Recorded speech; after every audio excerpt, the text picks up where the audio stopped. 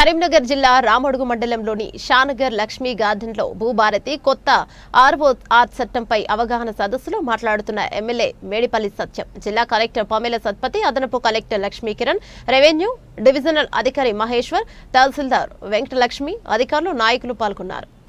ఎంతో ప్రతిష్టాత్మకంగా తీసుకొచ్చిన ఈ రాష్ట్రంలో ఉన్న రైతాంగానికి అందరికీ ఉపయోగపడే విధంగా తీసుకొచ్చిన భూభారతి చట్టాలపైన అవగాహన కార్యక్రమానికి ఇచ్చేసిన మన గౌరవ జిల్లా కలెక్టర్ శ్రీమతి పమేల సత్పతి గారు, అడిషనల్ కలెక్టర్ గారు, ఆర్డీఓ గారు, తహసీల్దార్ గారు, వేదిక మీద ఉన్న మార్కెట్ కమిటీ చైర్పర్సన్ గారు, ఇతర అధికారులు, సింగిల్ విండో చైర్మన్ గారు మరియు ఈ కార్యక్రమానికి ఇచ్చేసిన రైతు సోదరులకు విసిరి పారేస్తామని చెప్పి ఆ రోజు ఎన్నికల సమయంలో చెప్పినాం. ఎంతోమంది రైతులు ధరణి చట్టం మూలంగా చెప్పులు అడిగే విధంగా తహసీల్దార్ కార్యాలయం చుట్టూ, ఆర్టీఓ కార్యాలయం చుట్టూ, కలెక్టర్ల చుట్టూ తిరిగినా కూడా ఏమాత్రం న్యాయం జరగకుండా ఎంతోమంది రైతులు మనోవేదనకు గురై చాలామంది చనిపోయిన సందర్భాలు ఉన్నాయి. చాలామంది ఆత్మహత్యలు చేస్తున్నారు. ఎందుకంటే భూమి పైన మేము హక్కు కోల్పోతున్నామని చెప్పి ఆ భూమి ఆధారంగా కోల్పోయిన ధరణి చట్టం వల్ల చాలామంది అధికారులు కూడా తీవ్ర మనోవేదనకు గురైంది. రంగారెడ్డి జిల్లాలో సాక్షాత్ ఒక తహసీల్దార్ పైనే ఆ రోజులందరికీ న్యాయం చేయాలి, వాళ్ళందరూ కూడా స్వేచ్ఛగా ఉండాలి, ఎలాంటి టెన్షన్స్ లేకుండా ఒక మంచి చట్టాన్ని తీసుకురావాలని చెప్పి గౌరవ ముఖ్యమంత్రి రేవంత్ రెడ్డి గారు అసెంబ్లీలో ఈ చట్టాన్ని ఈ సమాజంలో ఉన్నటువంటి పుర ప్రముఖులందరితో సంప్రదించి, రైతు సంఘాల నాయకులతో సంప్రదించి, అసెంబ్లీలో అన్ని పార్టీల అభిప్రాయాలు తీసుకొని, ప్రతి పార్టీ యొక్క అభిప్రాయం తీసుకొని ఈ చట్టాన్ని రూపొందించడం జరిగింది. ఈ చట్టం వల్ల ఈ చట్టం ఇప్పుడు భారతదేశానికి ఒక దిక్సూచిలాగా ఈ ల్యాండ్ సంబంధించిన చట్టం ఖచ్చితంగా ఉండబోతుందని చెప్పి మీ అందరికీ నేను తెలియజేస్తున్నాను. ఈ ప్రభుత్వం ఏం తీసుకున్నా కూడా రైతు సంక్షేమం ధ్యేయంగానే పనిచేస్తుంది. మీకు తెలుసు, 2004 సంవత్సరంలో నాడు కేంద్రంలో, రాష్ట్రంలో కాంగ్రెస్ పార్టీ, అక్కడ యూపీ అధికారం ఉన్నప్పుడు ఇక్కడ కాంగ్రెస్ పార్టీ రాష్ట్రంలో రాజశేఖర రెడ్డి గారి నేతృత్వంలో అధికారంలోకి వచ్చినప్పుడు రైతుల యొక్క రుణాలన్నింటినీ కూడా మాఫీ చేయాలని చెప్పి ఆనాడున్నటువంటి 72,000 కోట్ల రుణమాఫీని ఏకకాలంలో అమలు చేసింది కాంగ్రెస్ పార్టీ ప్రభుత్వం. అంతేకాదు రైతులందరినీ ప్రోత్సహించాలని చెప్పి గత ప్రభుత్వం, గత ముఖ్యమంత్రి చంద్రశేఖరరావు గారు అని చెప్పి వరేస్తే ఉరేస్తున్నట్టు అని చెప్పి ఇలా రైతులను ఎంతో నిరుత్సాహానికి గురి చేసిన ఇలా రైతులకు మేమంతా అండగా ఉంటామని చెప్పి కొనుగోలు కేంద్రాలు సాగు చేసి కొనుగోలు కేంద్రాల సంఖ్యను కూడా పెంచి సన్న రకం వడ్లు పండించే రైతులందరికీ 500 రూపాయల బోనస్ ఇస్తుంది నేటి కాంగ్రెస్ పార్టీ ప్రభుత్వం. రైతు సోదరులకు గతంలో లేనటువంటి ఇన్పుట్ సబ్సిడీ మందికి 21,000 కోట్ల రుణమాఫీ చేసింది కాంగ్రెస్ పార్టీ ప్రభుత్వం. దేశంలో ఏ ప్రభుత్వం చేయని విధంగా, ఇంతకుముందు ఏ రాష్ట్రంలో కూడా ఏ ప్రభుత్వం చేయని విధంగా ఒకే ఒక్కసారి 20 సాంకేతిక సమస్యలు ఉన్నాయి. ఎక్కడెక్కడ ఏ సమస్యలు మీరు అధికారుల దృష్టికి తీసుకురండి. ఖచ్చితంగా 2 లక్షల లోపు రుణం ఉంటే ఆ రైతులందరూ కూడా త్వరలో మాఫీ కాబోతుందని చెప్తున్నా. 2 లక్షల పైన వాటికి కాదు, కానీ 2 లక్షల లోపు ఉన్నటువంటి వాటికి ఎలాంటి సాంకేతిక కారణాలున్నా వాటిని తొలగించుకొని మీరు రుణమాఫీ పొందాలని చెప్పి మీ అందరికీ నేను మనస్ఫూర్తిగా కోరుకుంటున్నా. ఇలా ధరణి చట్టం వల్ల ఎన్ని ఆఫీసులు తిరిగినా కలవచ్చు, కలెక్టర్ గారు కలవచ్చు, మన సమస్యను వారికి విన్నవించవచ్చు, ఆ సమస్యను మనం పరిష్కరించుకునే వెసులుబాటు ఈ భూభారతి చట్టం ద్వారా మనకు సంక్రమించింది. ఇప్పుడు ఎవ్వరు కూడా ఏ రైతు కూడా ఇబ్బంది పడాల్సిన అవసరం లేదు, టెన్షన్ గురి కావాల్సిన అవసరం లేదు.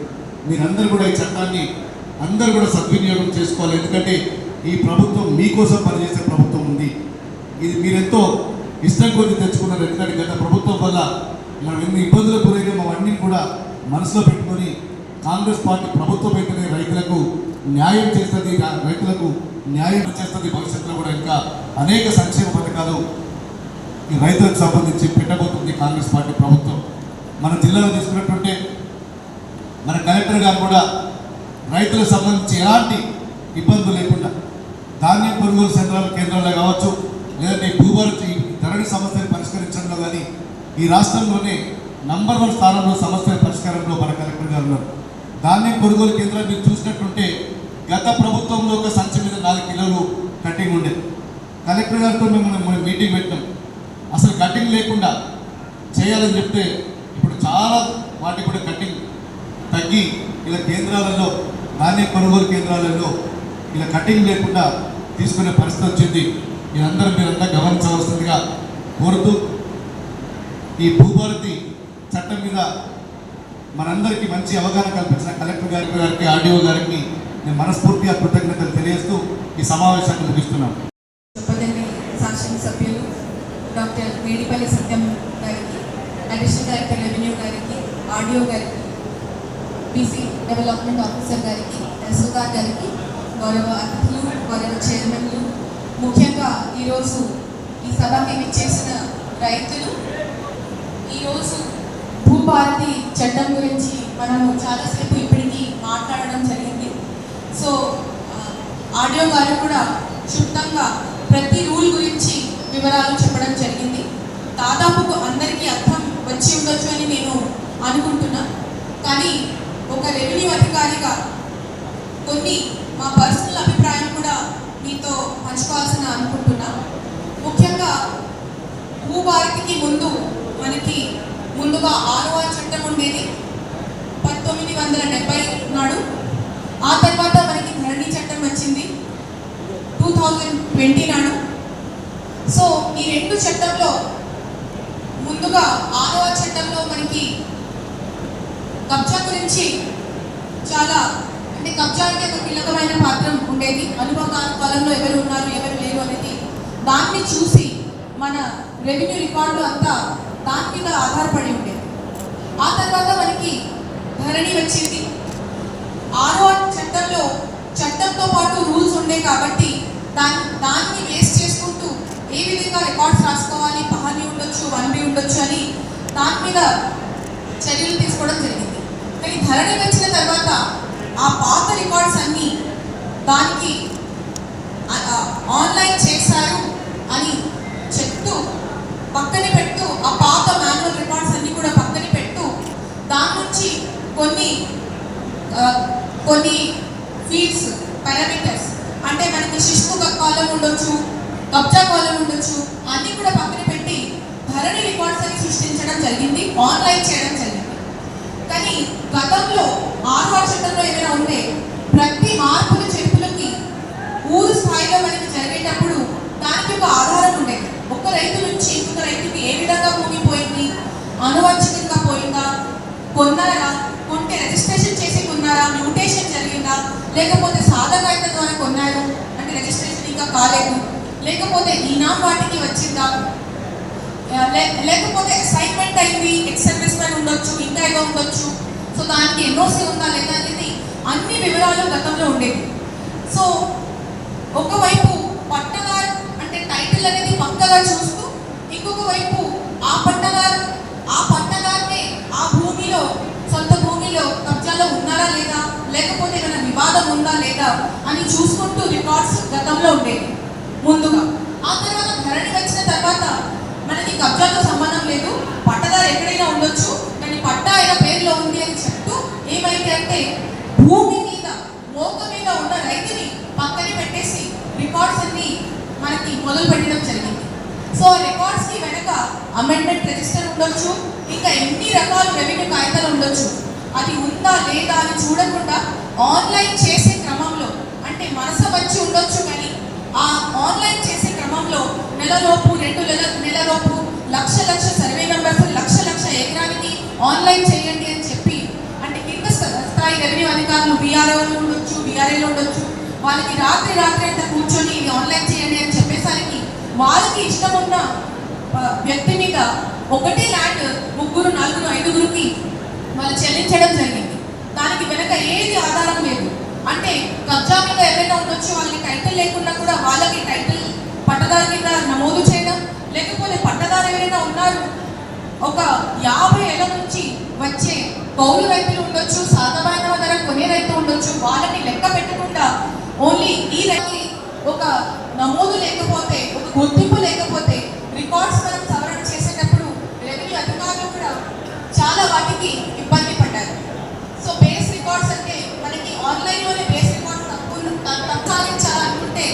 రెవెన్యూ అధికారులు కూడా చాలా ఇబ్బంది పడ్డారు. ఇంకొక వైపు ధరణిలో ఏమైంది అంటే చట్టం లేదు, అంటే చట్టం ఉండి రూల్స్ లేదు, దానికి అనుకూలంగా దానికి తోడుగా రూల్స్ లేదు. సో ఇది చేయండి అని చట్టం చెప్పేటప్పుడు రూల్స్ ఏం చెప్తుంది అంటే, ఒక మామూలు రైతు భాషలో మాట్లాడాలంటే చట్టం ఏం చెప్తుంది, ఇది చేయాలి, ఇది చేయొచ్చు, ఇది చేయరాదు అని చట్టం చెప్తుంది. కానీ ఏ విధంగా చేయాలనేది రూల్స్ ద్వారా మనకి తెలుస్తుంది. సో ఒక చట్టం ఉన్నప్పుడు దానికి రూల్స్ లేకపోతే ఇంకొక వైపు సడన్ గా చట్టం ఇంకొక దారిలో పోతుంది, ఇంకొక దారిలో పోతుంది ఆ ఆన్లైన్ పోర్టల్. అలా ఉన్నప్పుడు రైతులు చాలా వాటికి ఇబ్బంది పడ్డారు. వారితో పాటు రెవెన్యూ అధికారులు కూడా ఇబ్బంది పడ్డారు అని నేను తెలియజేస్తున్నాను. సో ఒక రైతు అలాంటి చిన్న పని సక్సెషన్ కూడా ఇప్పుడు కలెక్టర్ దగ్గరికి వచ్చేసరికి తహసీల్దార్ కానీ మనకి ఆర్డో కానీ జాయింట్ కలెక్టర్ కానీ ఎవరికి ఏమి పవర్స్ లేనప్పుడు పవర్స్ కాకుండా వాళ్ళకి కనీసం ఆ లాగిన్ ఆన్లైన్ అన్ని ఆన్లైన్ అయిపోయింది. ఇది న్యాయపరంగా ఉంది ఈ సమస్య, కానీ ఆన్లైన్లో దానికి సమాధానం లేదు అని చెప్పే సందర్భం కూడా చాలా ఉంది. అంటే ఒక రైతు వచ్చి ఇది చెప్తారు, ఇది నాకు సమస్య ఉంది, ఇది మీరు తీర్చిదిద్దండి అంటే అవును మీరు చెప్పేది కరెక్ట్, మాన్యువల్లో ఇది ఉంది కానీ ఆన్లైన్లో దానికి సవరణ చేయడానికి మాకు ఇబ్బంది పడ్డారు. సో అలాంటి చిన్న చిన్న ఆనువాంఛికంగా మనం చేసే పని కూడా అడిలో లేదు. ఇద్దరు రైతు వచ్చి మేమే వారసత్వం తీసుకోవాలి, మేమే వారసులు అని చెప్పి సెల్ఫ్ సర్టిఫై చేసేసరికి ఎటువంటి పంచనామా లేకుండా, ఎటువంటి ఇన్వెస్టిగేషన్ ఎంక్వైరీ లేకుండా కూడా వాళ్ళ పేర్లో చేయాలనేది తప్పకుండా చట్టంలో ఉంది కాబట్టి, ధరణి చట్టంలో ఉండే కాబట్టి మిగతా ఎవరైనా నిజమైన వారసులు ఉంటే వాళ్ళు కూడా ఇబ్బంది పడే సందర్భం మనం చూసాము. అదే తహసీల్దార్ కానీ అదే కలెక్టర్ చేతిలో జరిగిన తర్వాత ఇది సివిల్ డిస్ప్యూట్ అనేది అప్పుడు చెప్తూ చిన్న వారసత్వాన్ని కూడా కోర్టుకి పంపించే సందర్భం చాలా ఉంది. కానీ ఈరోజు మనం చూస్తే ఇప్పుడు భూభారతిలో ముందుగా చట్టంకి తోడుగా, అంటే చట్టంని ఏ విధంగా మనము ఫీల్డ్ లెవెల్లో క్షేత్రస్థాయిలో ఇంప్లిమెంటేషన్ చేయాలనేది మనకి చూస్తే రూల్ 4 గురించి చెప్పారు, రూల్ 8 గురించి చెప్పారు, రూల్ 10 గురించి చెప్పారు, రూల్ 5. సో ఇది చాలా ఈజీ ఉంటుంది. రికార్డ్ సవరణ చేయాలి, ఒక రైతు నుంచి ఇంకొక రైతుకి ఏ విధంగా మార్పులు చేర్పులు జరుగుతున్నాయి అన్నీ కూడా ఇలాంటి రూల్స్లో ఉంది. ఇంకొకటి ముఖ్యమైన ఏంటంటే, ఒక తెలంగాణలో అంటే ముఖ్యంగా మనకి కబ్జా మీద ఎక్కువ, కబ్జా అంటే కీలకమైన పాత్ర రికార్డ్స్లో. కానీ ఆ 4-5 సంవత్సరాల నుంచి కబ్జాని పక్కన పెట్టు రికార్డ్స్ సృష్టించడం వల్ల ఏమైంది అంటే, మనకి సాధవాయినామా, ఓఆర్సీ ఉండొచ్చు, 3080 ఉండొచ్చు, లోక్ అదాలత్ నుంచి వచ్చే జడ్జ్మెంట్స్ ఉండొచ్చు. సో ఈరోజు భూభారతి వల్ల అలాంటి దానికి కూడా చట్టంతో పాటు రూల్స్లో ఇలాంటి కబ్జా దానికి ఏ విధంగా గుర్తింపు ఇవ్వాలి, ఏ విధంగా దానికి రికార్డ్స్ నమోదు చేయాలనేది మాకు ప్రొవిజన్ ఉంది. కాబట్టి తప్పకుండా అలాంటి రైతులు ఇబ్బంది పడకుండా ఉంటారని మేము భావిస్తున్నాం. ఇంకొకటి ఎంక్వైరీ, సో ఏదైనా సరే తప్పకుండా ఒక రైతు నుంచి ఇంకొక రైతుకి ఏ విధంగా ల్యాండ్ పోతుంది, అది మన రెవెన్యూ భాషలో ఎన్కంబరెన్స్ అని అంటారు. ఎన్కంబరెన్స్ చెక్ చేయడానికి పకడ్బందీగా కూడా ఎంక్వైరీ చేయాలన్నది ఉంది. సో అది కూడా తప్పకుండా రెవెన్యూ అధికారులు చేస్తారు. టైం బౌండ్ మేనర్లో, అంటే ఒక రైతు ఒక దరఖాస్తు పెట్టారు అనుకోండి, 30 రోజుల లోపల ఆ దరఖాస్తుని మనం పరిష్కారం చేయాలనేది కూడా చట్టం లోపల ఉంది. ఇంకొకటి ముఖ్యమైన, ఇంతకుముందు ఆడియో గారు చెప్పారు, చట్టంలో ముఖ్య అంశం ఏంటంటే ధరణిలో ఒక పెద్ద లోపు మనం అందరం గమనించాము. ఏంటంటే గతంలో ఉన్న రికార్డ్స్ని చూసుకుంటూ ట్రాన్సాక్షన్ చేయడం జరిగింది. ఏదో రాసుకుంటూ పోయాము. కానీ ప్రతి సంవత్సరం రికార్డ్స్ ఈ ఇయర్లీ సెటిల్మెంట్ లాగా గతంలో చేసేవాళ్ళు, అలాంటివి లేకుండా ఉండేది. అంటే ప్రతి సంవత్సరం ఒక రెవెన్యూ గ్రామం కోసం మనము పహని అని రాసుకోగలిగితే అప్పుడే రైతులకి తెలుసు ఈ భూమి పోయిన గత సంవత్సరం వరకు నా పేరులో ఉంది, ఏమైనా సడన్గా వేరే వాళ్ళ పేరులో వస్తుందా కాదా అని అలాంటి చెక్ చేయడానికి అవకాశం ఉంటుంది. కానీ ధరణి ఉన్నప్పుడు ఏదో మార్పులు చేర్పులు జరుగుతూ పోతున్నాయి, కానీ పహని రాసే సందర్భం లేదు. కాబట్టి రైతులకి తెలియదు ఇంకొక రైతు పేరులో వచ్చింది, ఆ రైతు దానిని గమనించి ఇది నా పేరులో వస్తుంది కదా ఇప్పుడు డిస్ప్లే చేస్తారు. సో తప్పకుండా ఒక అవకాశం ఉంటుంది. వాళ్ళ భూమి వాళ్ళ పేరులో వస్తుందా కాదా, ఉందా లేదా అని చూడడానికి వాళ్ళకి అవకాశం ఉంటుంది. సో అలాంటి ఉంటే తప్పకుండా రికార్డ్స్ని సవరణ చేయడానికి మనకి అవకాశం ఉంటుంది. సో ఇలాంటి సందర్భంలో ఈ చట్టంలో చాలా ఉన్నాయి. రైతులు దయచేసి మీరు గమనించి మీకు ఏమైనా ఇబ్బంది ఉంటే తహసీల్దార్ గారి సలహా సూచనలు తీసుకుంటూ మీరు ఇప్పుడు కూడా ఆన్లైన్లో మనం చేస్తూ ఉంటాము. గతంలో కూడా చాలామంది రైతులు ఆన్లైన్లో పెట్టడం జరిగింది, మీ సేవ ద్వారా పెట్టడం జరిగింది దరఖాస్తులు. దయచేసి ఎవరు కూడా అపోహలకి గురి కావద్దు. ఆ దరఖాస్తులు ఎక్కడ వెళ్ళలేదు, మన దగ్గరనే ఉంది. ఆ పాత పోర్టల్ నుంచి కొత్త భూభారతికేశాల మేరకు ప్రభుత్వం ఆదేశాల మేరకు మనం అందరం కూడా అంటే మనకి ఉన్న స్తోమతతో మనం చేస్తూ పోతున్నాము. ఇప్పటికీ ఒక్కొక్క రోజులో 150, 170 దరఖాస్తుల వరకు మనం అందరం కలిసి డిస్పోజ్ చేస్తున్నాము. సో మన దగ్గర ఇప్పుడు ఈ జిల్లాలో 2200 వరకు ఈరోజు అప్లికేషన్స్ ఉన్నాయి. ఈ అతి త్వరలో కూడా 3 వారం లోపు అది పూర్తి చేసుకుంటాము. ఇంకా ఏదైనా ఇబ్బంది పడే రైతులు ఉంటే ఇప్పుడు మనకి అప్పీల్ వ్యవస్థ ఉంది కాబట్టి దయచేసి మన దగ్గరికి రండి. ఏదైనా సమస్య ఉంటే కూర్చోపెట్టి నోటీస్ ఇస్తూ హియరింగ్ కండక్ట్ చేస్తూ దానికి సమాధానం చెప్తానని తెలియజేస్తున్నా. చివరికి ఒక అంశం చెప్పాలనుకుంటున్నా. గతంలో కూడా అంటే మనకి సుమోటో రివిజన్ కానీ అప్పీల్ కానీ ప్రొవిజన్ లేనప్పుడు కూడా ఏమైంది అంటే ఒకే పర్సన్కి లాగిన్ ఉంటే, ఒకటే పర్సన్కి లాగిన్ ఉంటే, కలెక్టర్కి మాత్రం లాగిన్ ఉంటే ఇప్పుడు ఫైల్ కింద నుంచి వస్తుంది, తహసీల్దార్లకి లాగిన్ ఉండదు. సో తహసీల్దార్ సంతకం పెట్టాల్సిన అవసరం లేదు. వాళ్ళ సంతకం పెట్టకుండా కూడా కలెక్టర్లు సంతకం పెట్టాలంటే ఎన్నో రకాలు ఇబ్బందులు రికార్డ్స్ పరంగా సృష్టిస్తాం. సో అట్లా ఉన్నప్పుడు కూడా ఏమైంది అంటే ఒక పరంగా ఒక రికార్డ్, ఒక ఫైల్ మన దగ్గరికి వస్తే దానికి అనుకూలంగా మేము ఒక జడ్జిమెంట్ ఇస్తాం. మళ్ళీ అదే ఫైల్ని ఇంకొక రైతు, ఇబ్బంది పడే రైతు మా దృష్టికి తీసుకొని వస్తే ఇది ఇట్లా కాదు, అట్లా ఈ రికార్డ్స్ తప్పు ఉంది, మీరు చూడండి అని చెప్తే మళ్ళీ అదే ఫైల్ని, అదే అప్లికేషన్ని ఇంకొకసారి అప్లై చేయించి కరెక్షన్ చేసిన సందర్భం ఉంది. అంటే రివిజన్ పవర్స్ లేకుండా కూడా, చట్టంలో లేకుండా కూడా, రూల్స్ లేకుండా కూడా. సో అప్పుడు ఏమవుతుంది, అవతల ఉన్న రైతు ఏం చేస్తారు, కోర్టుకి పోయి ఇది రివిజన్ పవర్స్ లేదు, అదే కలెక్టర్ దీనికి